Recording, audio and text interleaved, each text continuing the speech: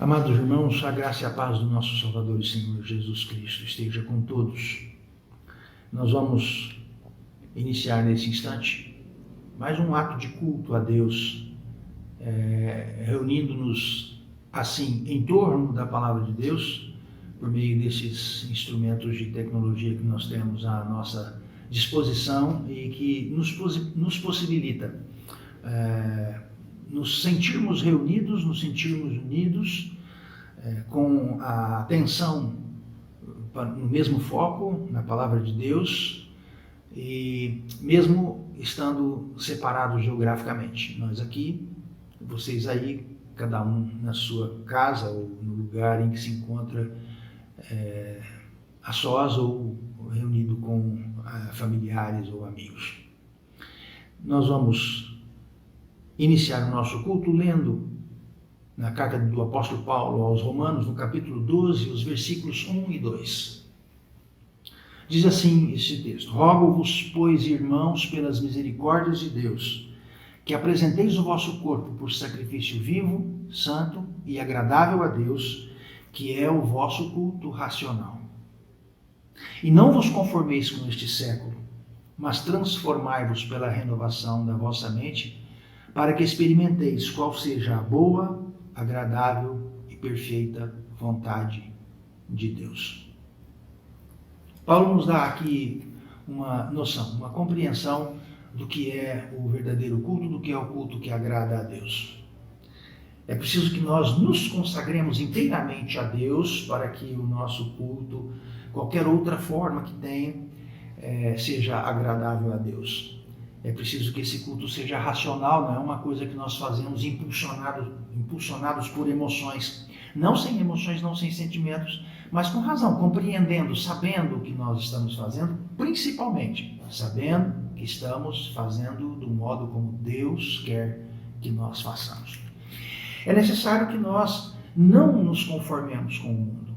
É necessário que nós estejamos conformados com Jesus Cristo. O próprio apóstolo Paulo, nessa mesma carta aos Romanos, no capítulo 8, diz que Deus nos predestinou para sermos conformes à imagem e semelhança do seu Filho Jesus Cristo, a fim de que ele seja o primogênito dentre muitos irmãos. Por isso nós não podemos nos conformar com o mundo.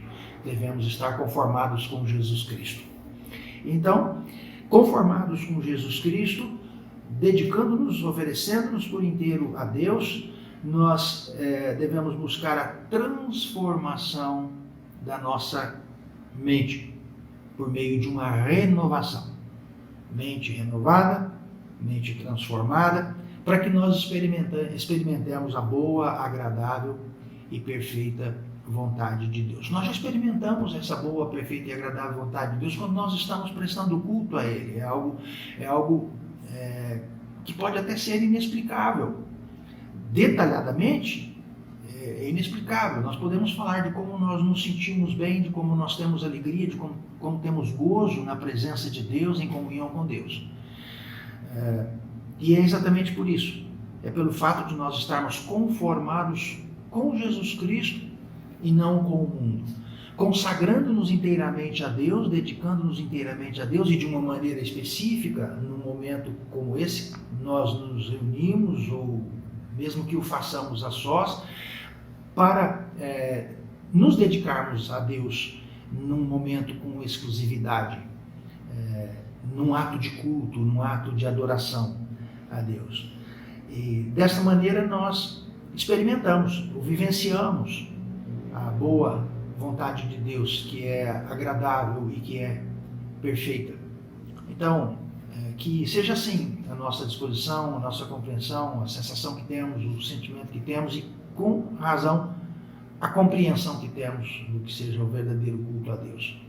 E nos ofereçamos assim e, com todo o nosso ser, ofereçamos este culto a Deus. Vamos orar. Senhor Deus, nosso eterno Pai, nós te agradecemos e te louvamos, porque tu perdoaste os nossos pecados.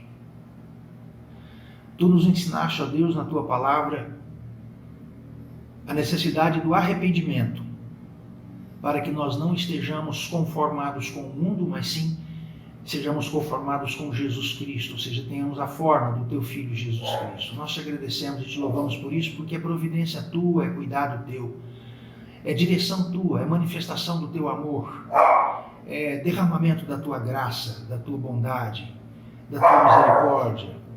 Nós te louvamos por isso, ó Deus. Nós te agradecemos, te bendizemos e te rogamos, ó Deus, aceita-nos e aceita o culto que te prestamos. Por Jesus Cristo, teu Filho, nosso Salvador e Senhor amado, o único mediador que há entre nós e ti. Amém, Senhor.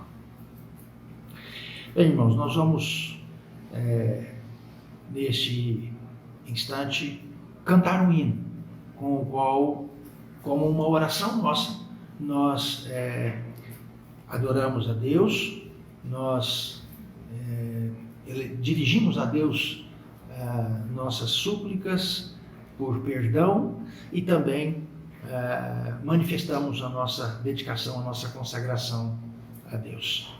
Cantemos o hino de número 225, de dedicação pessoal.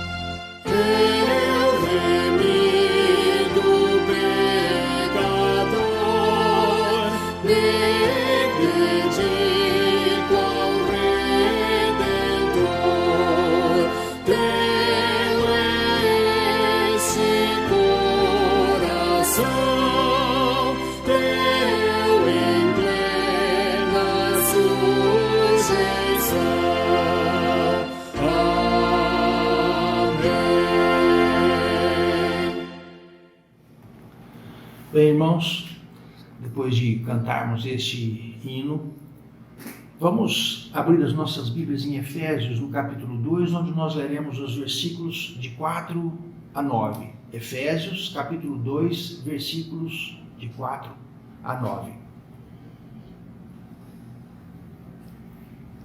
Mas Deus, sendo rico em misericórdia, por causa do grande amor com que nos amou, e estando nós mortos em nossos delitos, nos deu vida juntamente com Cristo.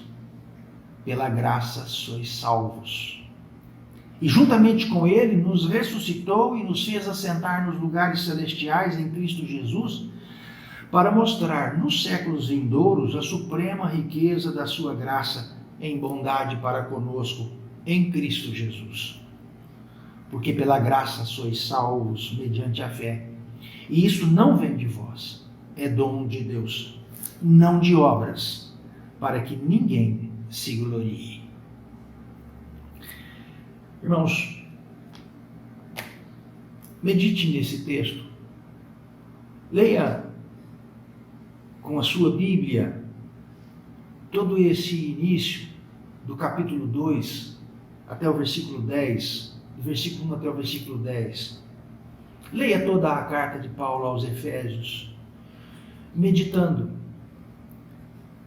naquilo que Deus nos diz através deste trecho da sua palavra, através dessa carta, porque é necessário que nós compreendamos bem o que significa isso. Pela graça sois salvos mediante a fé. E isto não vem de vós, é dom de Deus. Dom, doron, doação, presente, por graça. É importante que nós compreendamos isso, irmãos, para que nós saibamos bem a quem Deus ama. Que méritos nós teríamos para que Deus nos amasse?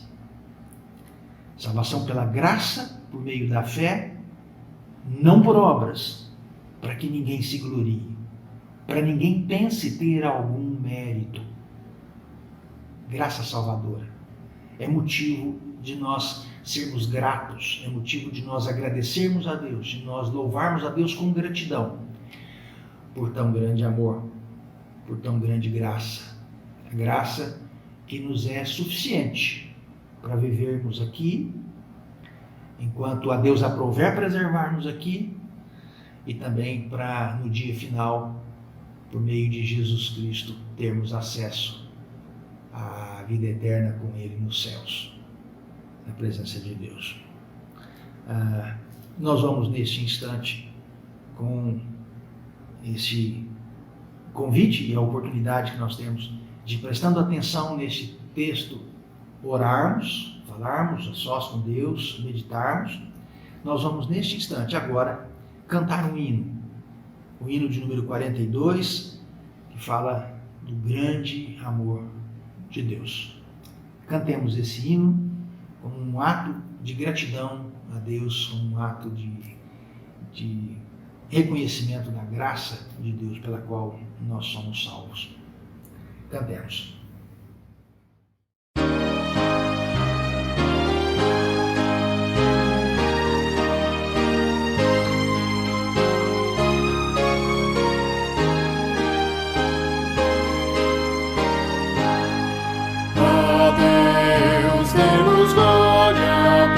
Seu grande amor, o Filho bendito por nós todos deu, e graça concede ao mais vil pecador, abrindo-lhe a porta de entrada no céu.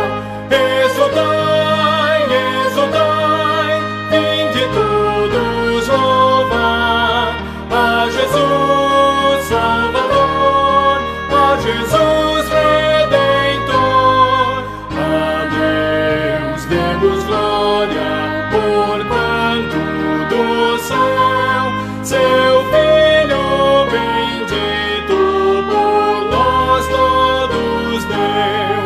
Ó graça real, foi assim que Jesus, morrendo, seu sangue por nós derramou. Herança nos céus com os santos em luz, legou-nos aquele que o preço pagou. Exultai, exultai, vinde todos louvar a Jesus Salvador, a Jesus Redentor. A Deus demos glória, porquanto do céu seu Filho bendito por nós todos deu.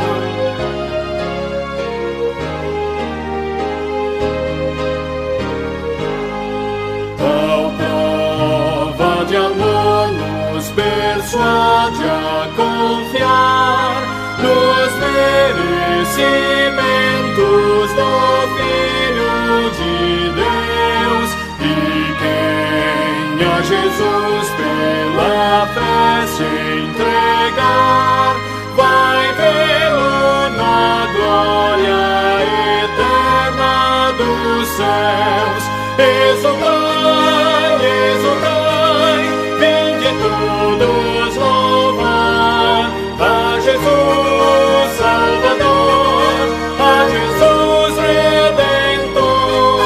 A Deus demos glória, porquanto do céu seu Filho bendito por nós todos deu. Amém.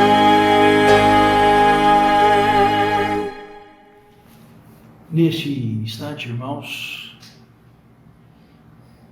olhando para o texto de Atos dos Apóstolos, no capítulo 4, versículos de 29 a 31, nós vamos ler e vamos ter um momento de intercessão, um momento de reflexão sobre a importância da oração de intercessão. E faremos isso, iniciando com a leitura de Atos dos Apóstolos, capítulo 4, versículos de 29 a 31. Está escrito assim, aí em Atos dos Apóstolos: Agora, Senhor, olha para as suas ameaças e concede aos teus servos que anunciem com toda a intrepidez a tua palavra. Enquanto estendes a mão para fazer curas, sinais e prodígios, por intermédio do nome do teu santo servo Jesus. Tendo eles orado, tremeu o lugar onde estavam reunidos. Todos ficaram cheios do Espírito Santo e com intrepidez anunciavam a palavra de Deus.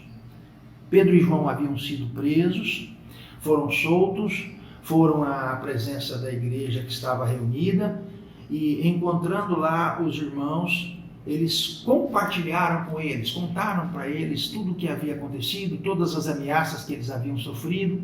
E então a igreja unanimemente faz uma oração, que aqui no capítulo 4 tem início no versículo 24.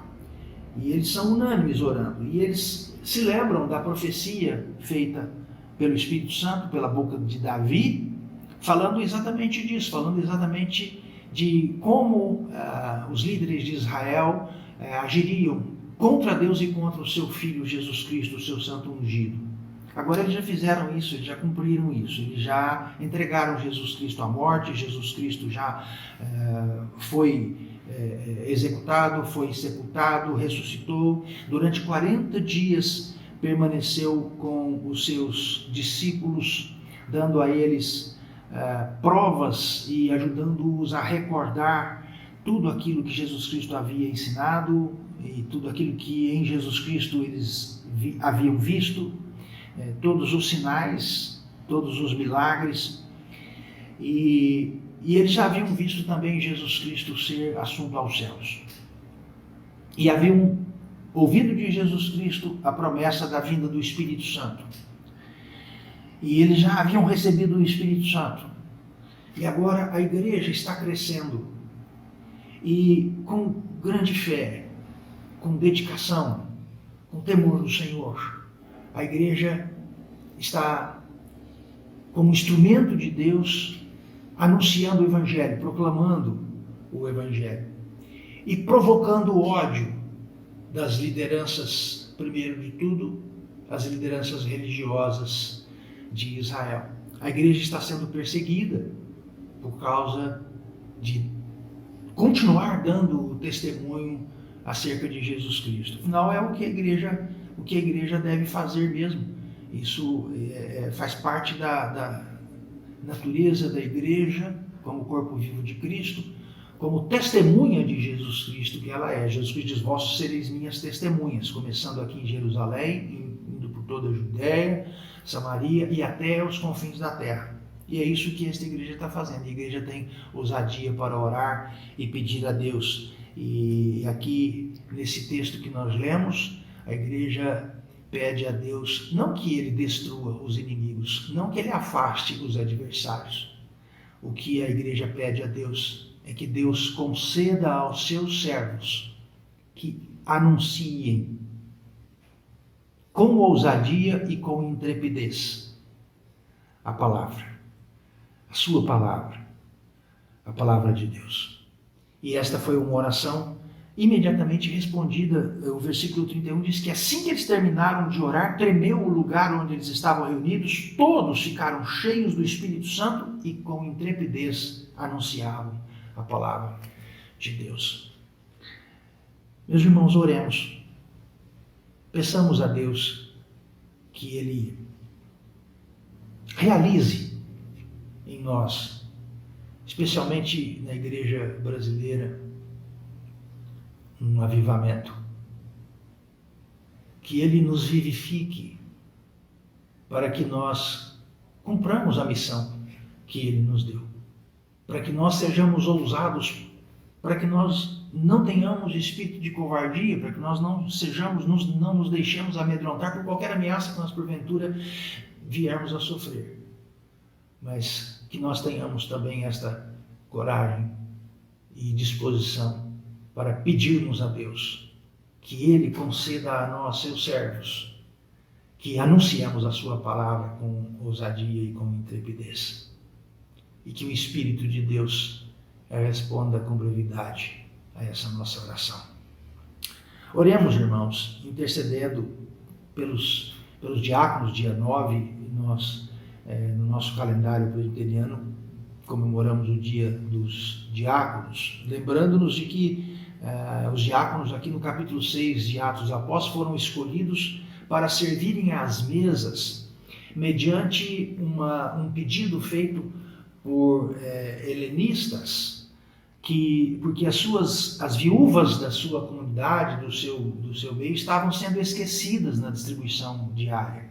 Então eles procuraram os apóstolos e disseram aos apóstolos isso, que as viúvas dentre eles estavam sendo esquecidas na distribuição diária. Os apóstolos convocaram uma reunião da igreja e pediram à igreja que escolhessem 7 homens cheios de sabedoria, de boa fama e do Espírito Santo.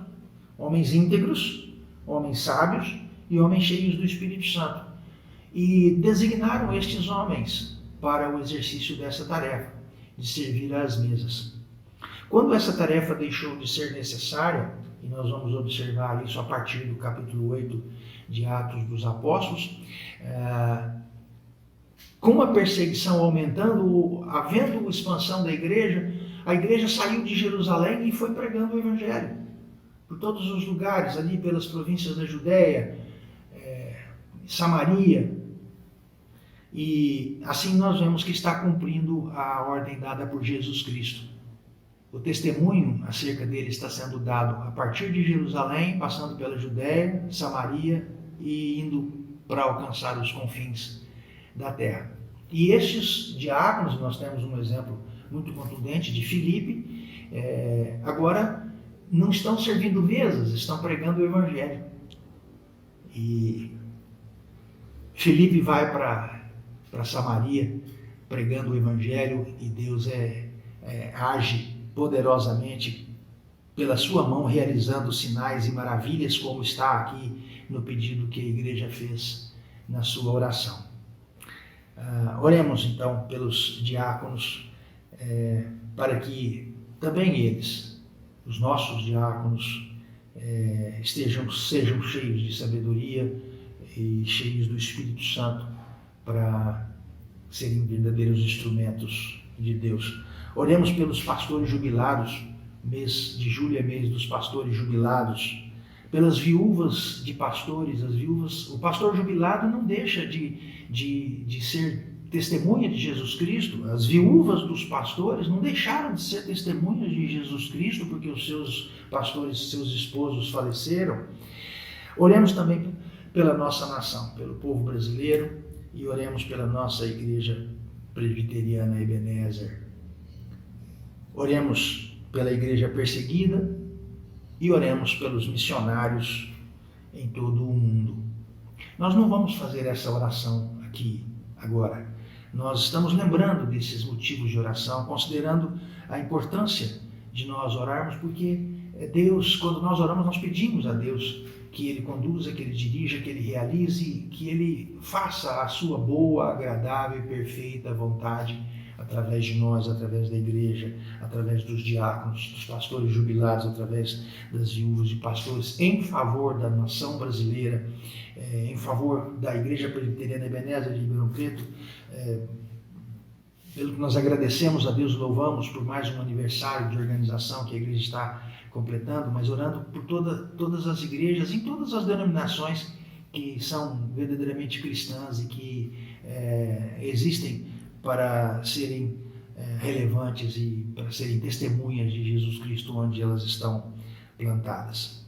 Então, usemos esses instantes, ou alguns instantes, para nos lembrarmos desses motivos de oração e nos dispormos a orar. E em todo o tempo em que você se lembrar desses motivos, ore, interceda, fale com Deus. Se nós não conseguimos nos reunir todos num lugar só, como a igreja estava reunida, conforme nós lemos aqui em Atos dos Apóstolos, não significa de maneira nenhuma que Deus não ouvirá a nossa oração.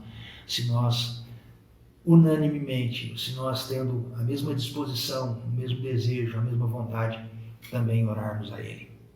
Façamos isso. Usemos tempo oportuno, tempo separado, destinado para isso, mas falemos com Deus, intercedendo. E por outros motivos e outras pessoas que você tenha, de que você tenha conhecimento e queira fazê-lo. Deus nos abençoe. Nós vamos agora passar a um momento de cânticos espirituais. Nós vamos compartilhar 2 cânticos espirituais. Alguns irmãos do grupo de louvor da Igreja Ebenezer nos ajudarão nesse instante.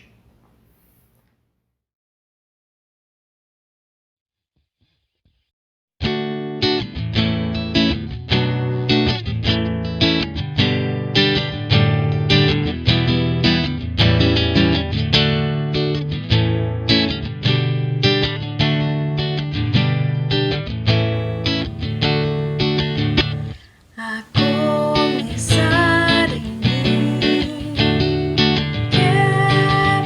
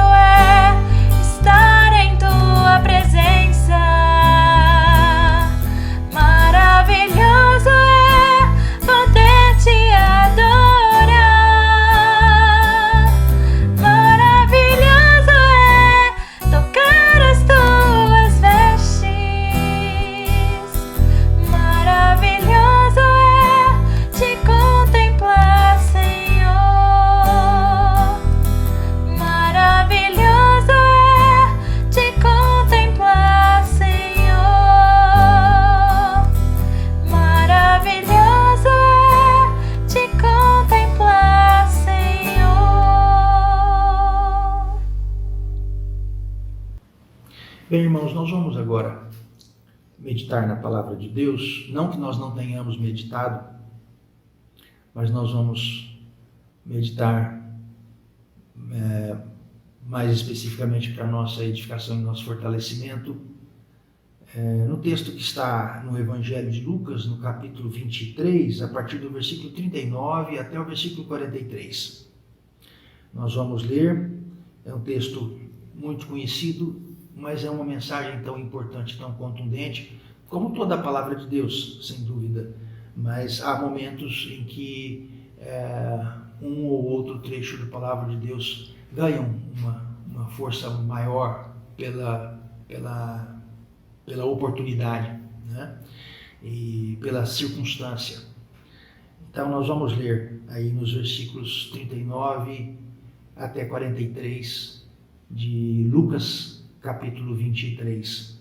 É o texto que fala a respeito dos dois malfeitores que foram crucificados com Jesus Cristo. Claro que o texto não fala só dos dois malfeitores, fala de Jesus e os dois malfeitores, né? E nós vamos ler esse texto para a nossa breve meditação. Diz assim o texto: um dos malfeitores crucificados blasfemava contra ele, contra Jesus, dizendo: não és tu o Cristo? Salva-te a ti mesmo e a nós também. Respondendo-lhe, porém, o outro, repreendeu-o, dizendo: nem ao menos temes a Deus, estando sob igual sentença? Nós, na verdade, com justiça, porque recebemos o castigo que os nossos atos merecem, mas este nenhum mal fez. E acrescentou: Jesus, lembra-te de mim quando vieres no teu reino. Jesus lhe respondeu: em verdade te digo que hoje estarás comigo no paraíso. Deus nos abençoe, ilumine o nosso entendimento, nos dê discernimento, compreensão da sua palavra, para que nós sejamos edificados, fortalecidos pela sua palavra e também por ela santificados. Meus irmãos,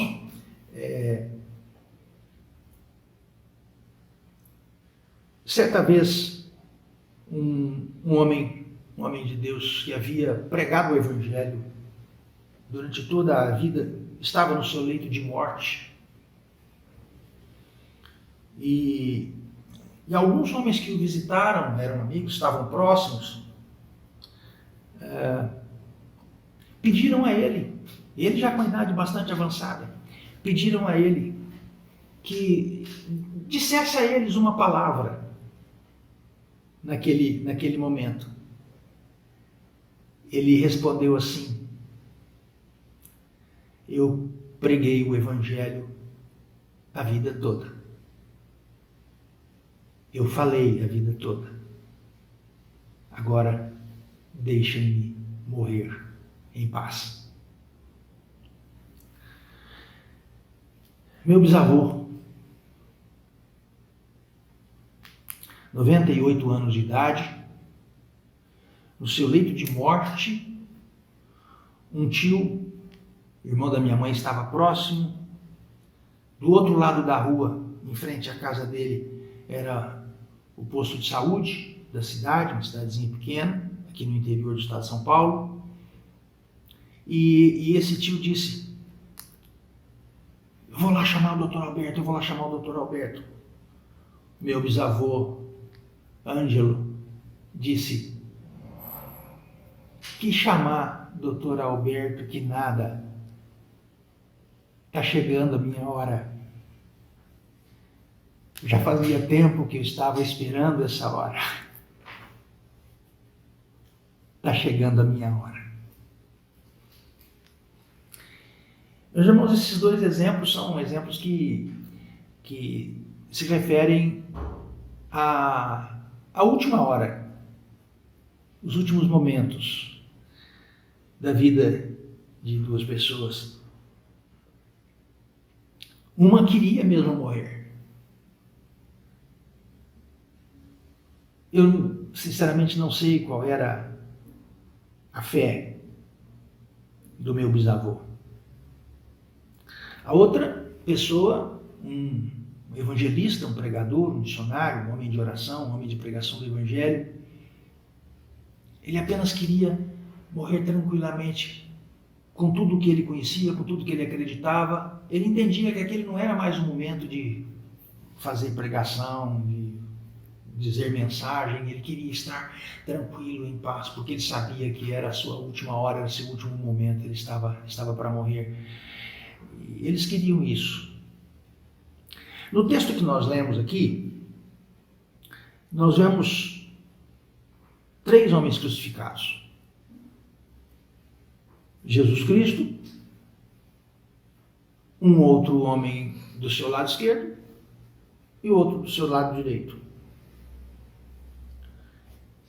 Nós sabemos o que eles queriam, porque a vontade deles estava declarada.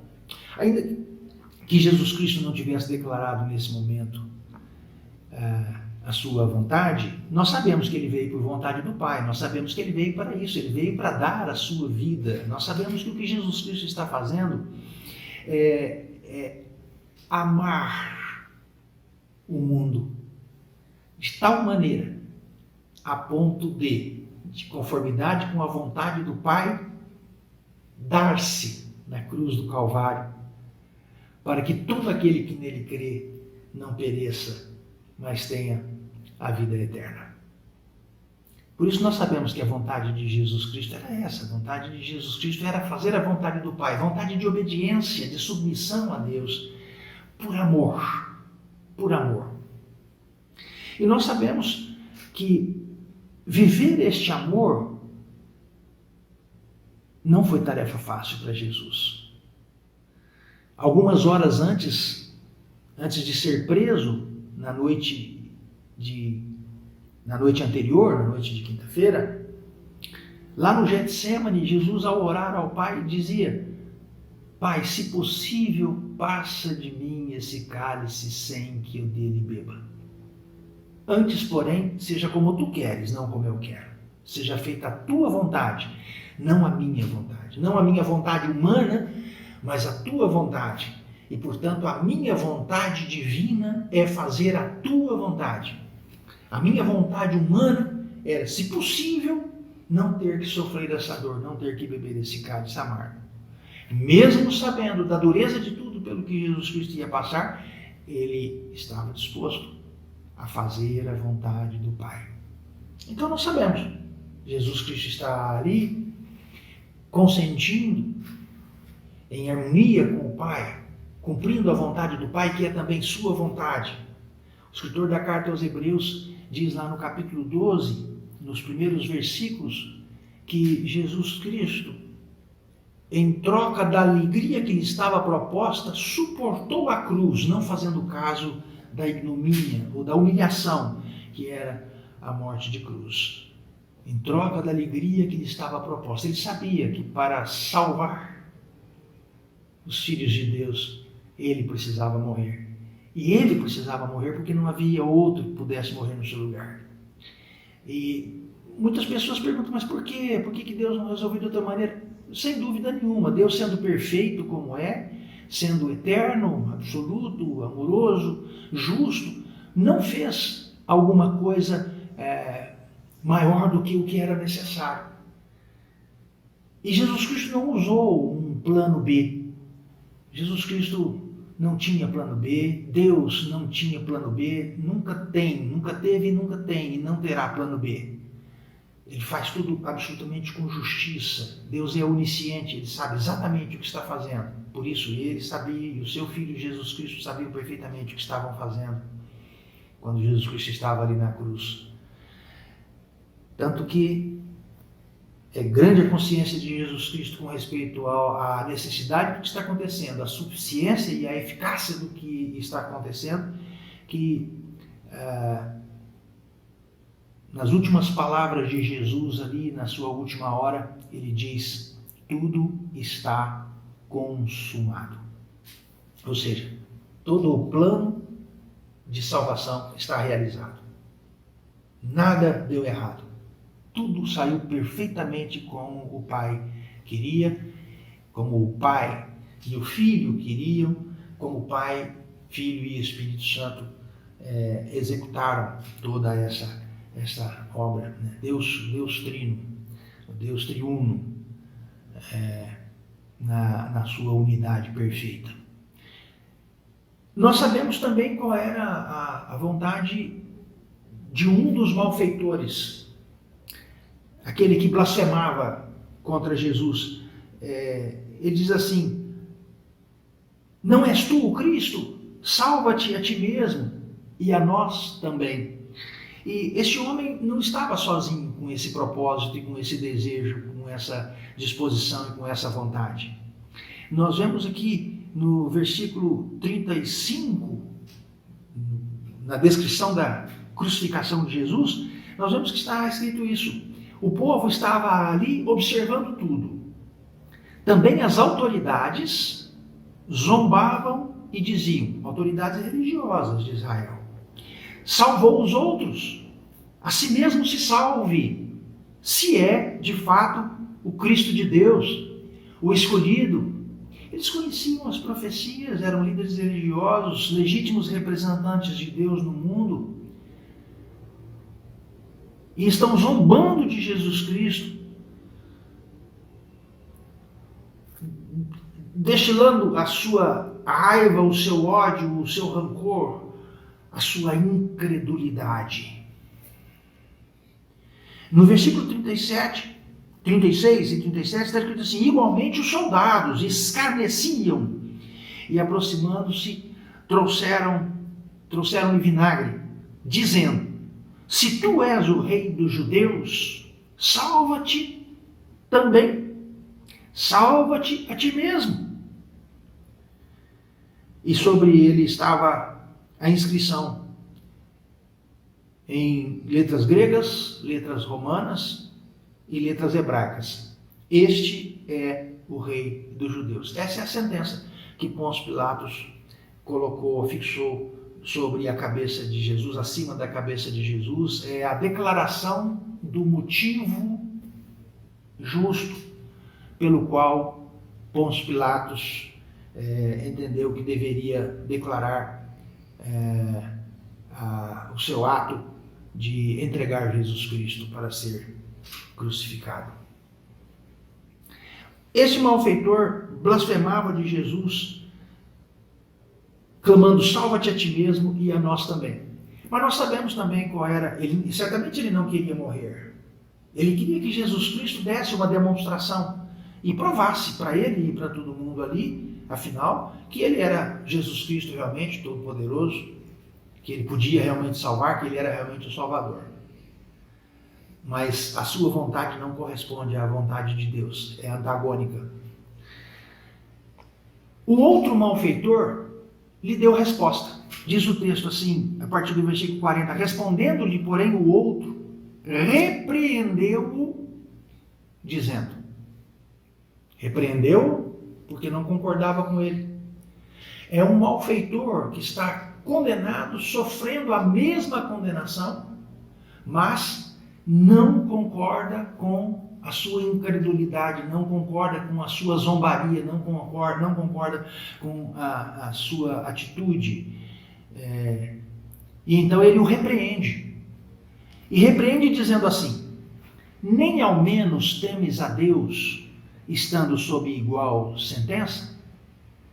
Aqui nós vemos a primeira declaração deste malfeitor a respeito do que ele cria. Ele sabia que Jesus Cristo é Deus.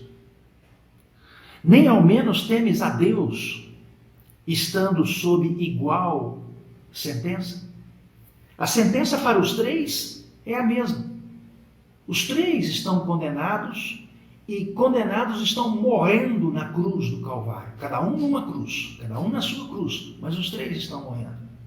Portanto, a sentença condenatória é a mesma para os três, a execução está sendo feita conjuntamente, mas um dos malfeitores, repreendendo aquele que blasfemava, faz essa declaração de fé: nem ao menos temes a Deus, estando sob igual sentença. Então ele sabia que Jesus Cristo é Deus e estava ali na sua condição humana, morrendo naquela cruz.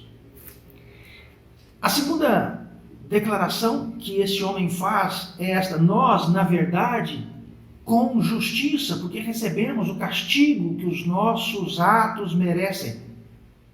Ele está fazendo declaração de culpa, ele reconhece ser um transgressor, ele reconhece ser um malfeitor, ele reconhece a justiça daquela execução, a justiça da sua condenação. Ele entende e está fazendo essa declaração, ele sabe que para ser o criminoso que ele era, por ser o criminoso que ele era, aquela morte é merecida. Isso é confissão de pecado, meus irmãos. Ele crendo que Jesus Cristo é Deus ali do seu lado, compreendendo, reconhecendo, admitindo, confessa a sua culpa. Ele declara em seguida: mas este nenhum mal fez, se referindo a Jesus Cristo. Ele sabe que Jesus Cristo não cometeu nenhuma transgressão. Esse homem está fazendo uma declaração de quem entende, de quem compreende que Jesus Cristo em tudo se fez igual a nós, exceto que ele nunca pecou. E ele ainda acrescenta isso, agora dirigindo-se a Jesus: Jesus, lembra-te de mim quando vieres no teu reino. Não fez exigências, não fez críticas, não apontou erros, muito pelo contrário, não tentou fazer um desfile de declarações a respeito de algumas coisas boas, ou talvez de muitas coisas boas que em algum momento da vida ele tivesse feito. Nada disso. Ele simplesmente fez um pedido a Jesus Cristo: Jesus, lembra-te de mim quando vieres no teu reino. E ele ouviu de Jesus esta imediata resposta: em verdade te digo que hoje estarás comigo no paraíso. Na última hora, num momento tão importante de decisão, nós vemos que as pessoas são diferentes e elas têm atitudes diferentes, decisões diferentes. Esta última hora era para Jesus a hora da mais grandiosa manifestação do amor de Deus, porque Deus amou o mundo de tal maneira que deu o seu Filho unigênito para que todo aquele que nele crê não pereça, mas tenha a vida eterna.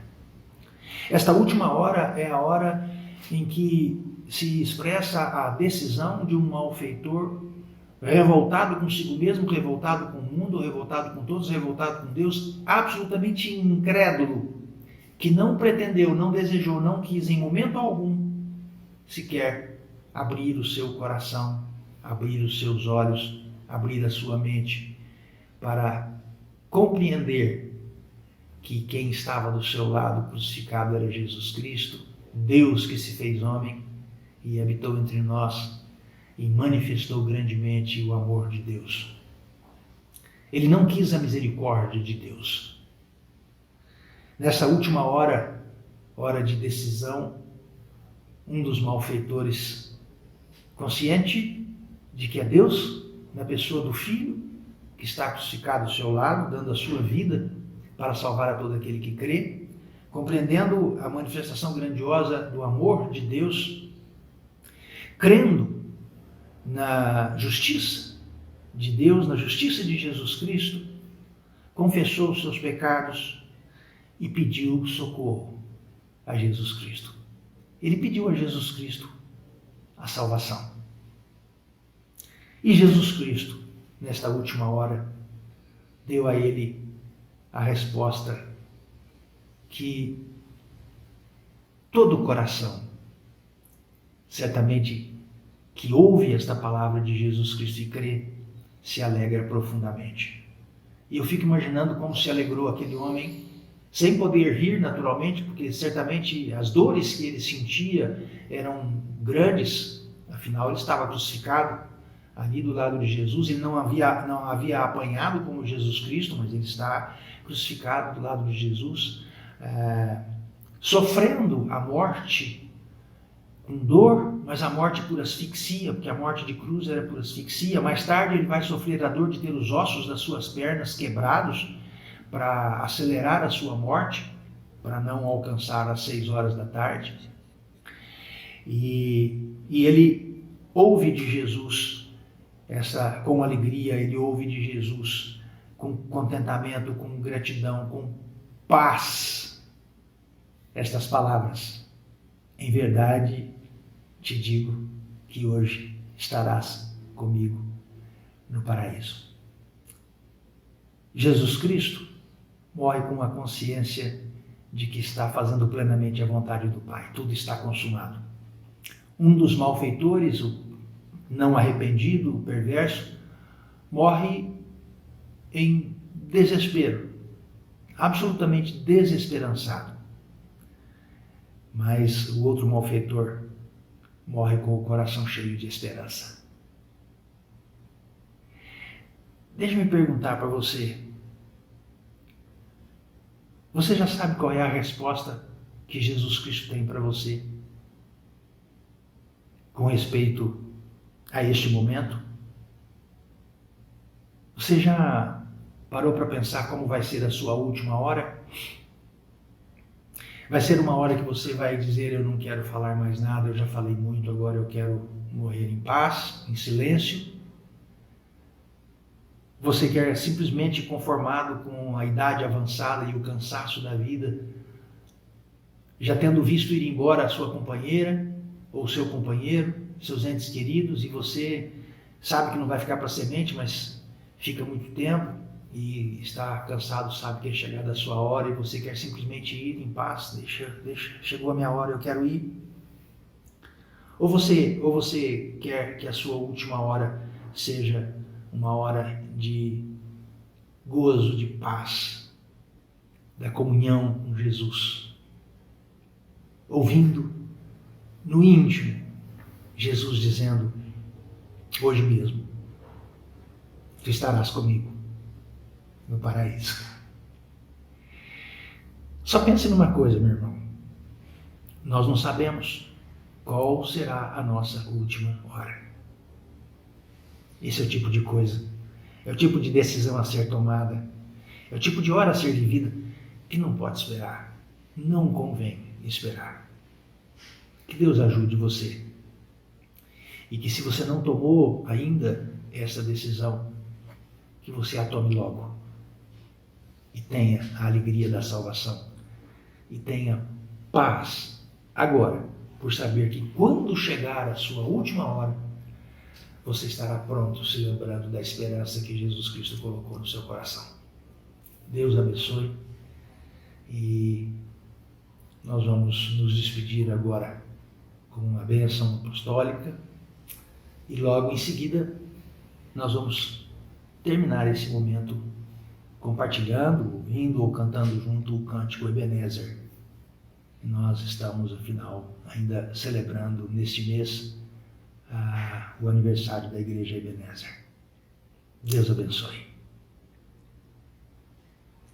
A graça salvadora do Senhor Jesus Cristo, o amor eterno de Deus, nosso Pai, as ternas consolações, a doce companhia, a orientação, a direção, a iluminação e a sabedoria do Espírito Santo sejam com todos nós, aqui, aí e em toda parte, em todo o mundo, até a volta do Senhor Jesus Cristo. Amém.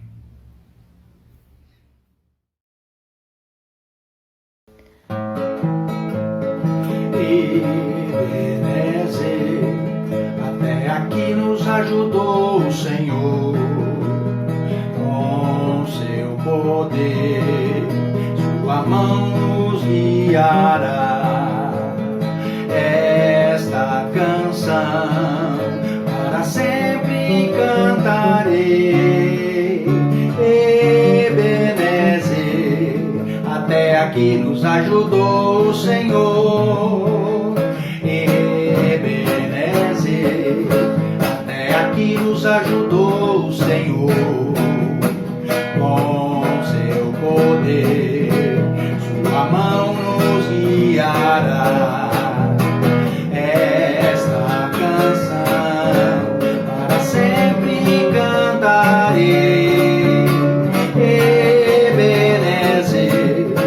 até aqui nos ajudou o Senhor. Esta canção para sempre cantarei. Ebenezer, até aqui nos ajudou o Senhor.